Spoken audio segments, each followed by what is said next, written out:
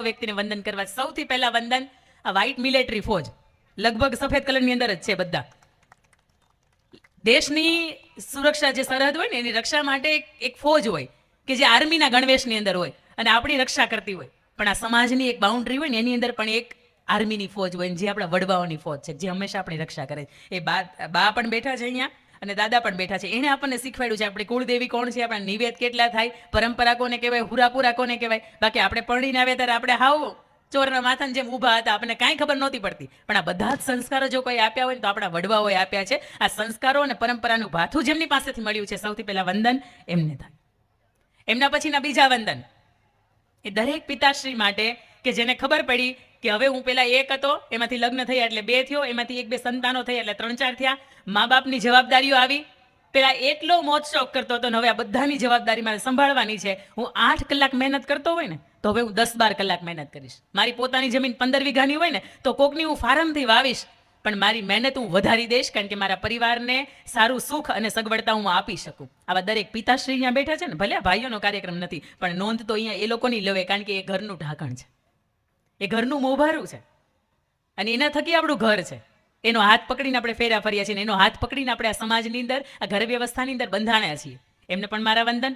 ત્રીજા વંદન એ દરેક માતૃશ્રીને કે સવારમાં 4 કે 5 વાગે ભેંસને ગાય દોવાનું સૌથી પહેલું કામ શરૂ થાય ત્યારથી લઈને સાંજે દૂધનું તપેલું તમે ગરમ કરો ને એમાંથી દૂધ મેળવી દો ત્યાં સુધીનું તમારું સમગ્ર જીવન, તમારે દિવસની 24 કલાકમાંથી મહત્તમ સમય તમે તમારા પરિવારને આપો છો, બાળકોને આપો છો.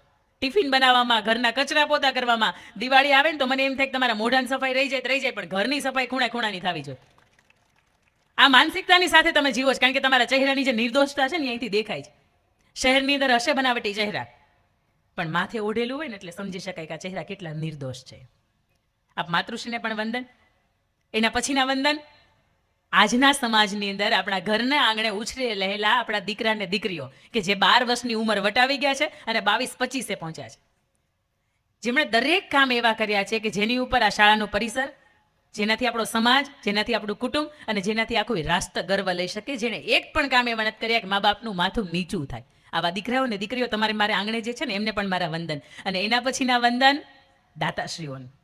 લક્ષ્મી નથી ત્યાં કાંઈ નથી. લક્ષ્મી છે ને સરસ્વતીની બેનપણી છે.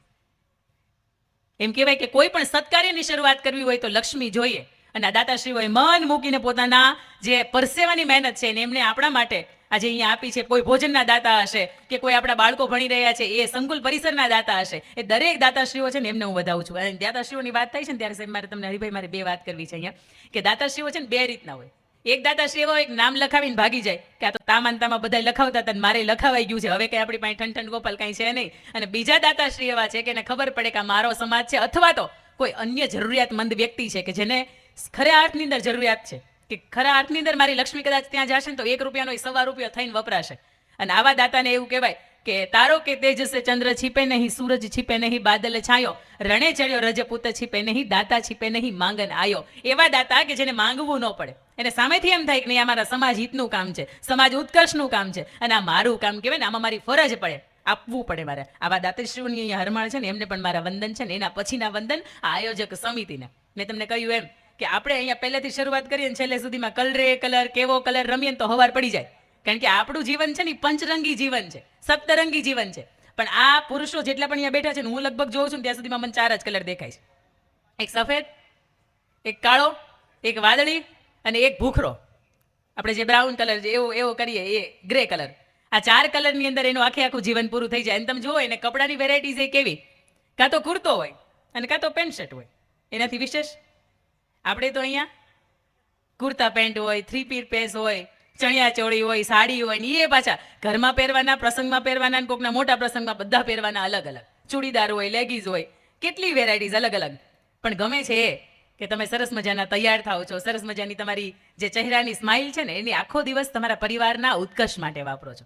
એ સ્ત્રીને કોઈ એવું કહેશે ને કે ગરમા ગરમ 2 રોટલી થઈ ગઈ તું જમી લે, એટલે તરત કહેશે કે નહીં પેલા બા દાદાને જમાડો, ઘરના બાળકોને જમાડો. અને છેલ્લે કદાચ એને 2 રોટલીની ભૂખ હશે ને 1.5 રોટલી વધી હશે ને તો એ સ્ત્રી એવું કહી દેશે કે મેં જમી લીધું છે, કારણ કે મને મારી ભૂખ છે ને સંતોષાઈ ગઈ છે.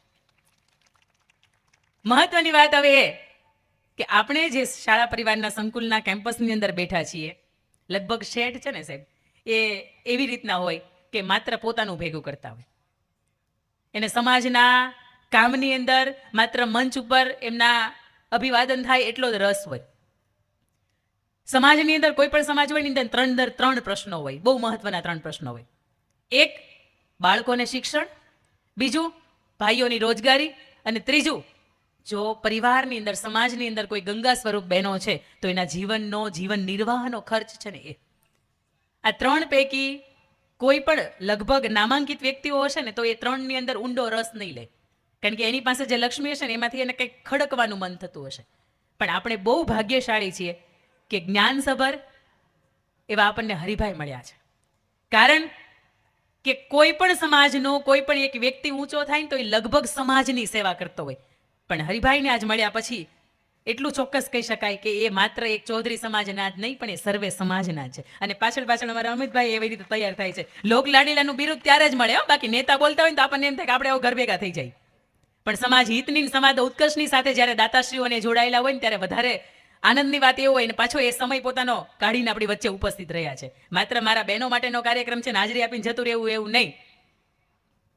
બીજી વાત મારે તમને એ કરવી છે કે અહીંયા દીકરીઓએ સરસ મજાની વાત કરી, અહીંયા જે એન્કર બહેનો બેઠા છે એને પણ જ્યારે દીકરીનું ભાષણ પૂરું થાય ને ત્યારે એ પણ 2-4 મુદ્દાઓ તમને મને આપતા છે. પણ આજનો આ મહિલા મોટિવેશનલ સેમિનાર શા માટે? લગભગ દર વર્ષે થતા હોય, ગયા વર્ષે તમે નેહલબેનને સાંભળ્યા હશે, મારા સારા મિત્ર છે. પણ આજનો કાર્યક્રમ શા માટે, એના મુદ્દાઓ મારે વાંધવા છે. તમે કોઈ પણ મૂવી રિલીઝ થવાનું હોય ને એનું પહેલાં તમે ટેલર જો 1.5-2-3 મિનિટનું આવે એટલે તમને ખબર પડે કે આ મૂવીમાં આવું આવશે, આપણા કામનું છે કે નહીં.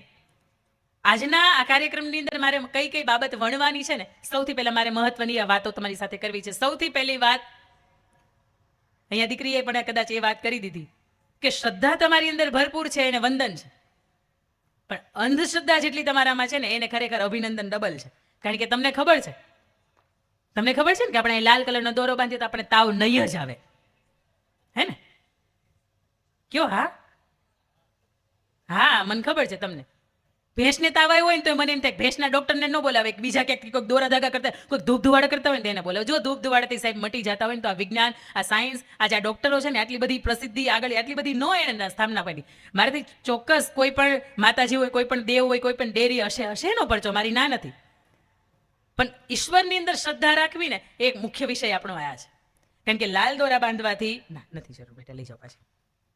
આ લાલ કે લીલો કે કાળો કે પીળો દોરો બાંધવાથી જો તમારા દીકરાની સગાઈ થઈ જતી હોય સાહેબ તો બધાય આ રસ્તે જ ન હાલે. અમુક જગ્યાએ તમારા સ્વભાવ નડતા હોય, અમુક જગ્યાએ તમારા વધારે પડતા પ્રભાવ નડતા હોય. તમને એમ થાય કે આપણે સરસ મજાના, મેં તો કેટલા એવા પરિવાર જોયા છે જેની પાસે કરોડોની સંપત્તિ છે. તમે માંગો ચિંતન તરત એમ કે દીકરો બહુ સારો, ઘરે બહુ સારું, નામના બહુ સારી જ કુટુંબમાં, પણ જેની યાર આખો દી રહેવાનું છે એટલે હાહુબા એના સ્વભાવમાં કાંઈ નથી. એટલે તરત દીકરીને બાપ એમ ના પાડે ના રે ના, મારી પૈસા શું કરવો. એટલે તમને એમ થતું હોય કે પૈસા હોય એના તે છોકરાઓ પવણતા હોય, આવું નથી. જ્યાં કાંઈ નથી તેમ છતાં એવું કે છે ઘર બહુ હજુ છે ને દીકરી દીધા જેવી છે. મીરાબાઈને શ્રદ્ધા હતી કે હું ઝેરનો કટોરો પીવું છું ને મારો ઈશ્વર આવશે, એ શ્રદ્ધા કહેવાય. આ તો ત્યારે વિચાર આવ્યો હોત કે નહીં, ખબર નહીં હવે આખી જિંદગી તો એ કૃષ્ણ આવ્યા નથી, અત્યારે હું જેવું પીવું છું વળી મરી ગઈ હોય તો. આપણે કડવો લીમડો પીએ છીએ ત્યારે એ શ્રદ્ધાથી પીએ છીએ કે આપણને તાવ નહીં આવે, આને શ્રદ્ધા કહેવાય. પણ તમને એમ થાય કે હું 15 વખત ત્યાં આટો મારવા જઈશ કે 15 વખત પગપાળા ચાલીને જઈશ, આ તમારી શ્રદ્ધા છે. પણ ઈશ્વરને આપવું કે નહીં એના હાથની વાત છે.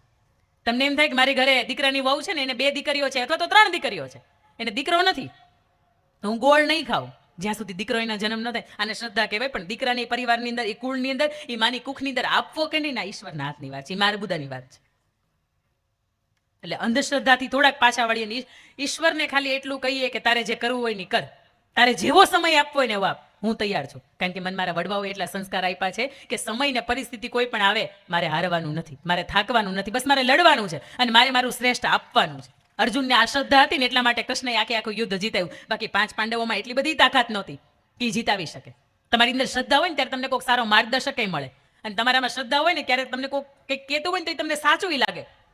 તમે કોઈ પણ રસ્તામાં પૂછો ને તમને એમ કહો કે બેના બસ અમદાવાદ જાય, સામેવાળાએ અધરો અધર કદાચ જવાબ આપી દીધો હોય ને તો તમને શ્રદ્ધા હોય એટલે તમને એમ લાગે કે ના ના એ માણસ સાચું જ બોલે છે. પણ આપને એક મર્યાદા બહારનો જે સમાજ કહેતું હોય ને કદાચ ઘણી વખત એ આપણને સાચું લાગે છે, પણ આપણે આપણો અંગત સમાજ કે આપણું ઘર કહેતું હોય ને એ આપણને ખોટું લાગે છે. તકલીફ ત્યાં થાય છે. વાત નંબર 2, દીકરી અહીંયા વાત કરી કે જેટલા પણ આપણા લગ્નો થાય છે એ મર્યાદિત આપણી આવક છે અને અમર્યાદિત જાવક છે. તકલીફ ત્યાં થાય છે કે લગ્ન પછી જે તમારે ઘરે રહેવાનો ખરેખર સમય હોય ને, તમે 8 વાગે આવી જતા હોય ને, તો ત્યાં 15-20 લાખનું માથે કર્યું હોય એટલે 10 વાગ્યા સુધી 12 વાગ્યા સુધી રડવું પડે અને માથે આર્થિક ભાર હોય ને, એટલે કેટલા બધા વ્યસનો છે ને બાય પ્રોડક્ટ એની અંદર આવી જાય. હમણાં ભાઈની અહીંયા બહુ સરસ મજાની વાત હતી કે ગુટકા ખાતા તક ધંધાદારીઓને ખાવું પડે. ધંધાદારીઓની અંદર જ્યારે કરજ વધી જાય છે ને ત્યારે તકલીફ પડે છે. એટલે જેટલા પણ ખર્ચાની અંદર, જેટલા પણ આપણે ગુજરાતીમાં સરસ મજાની કહેવત છે કે આપણી જેવડી પસેડી હોય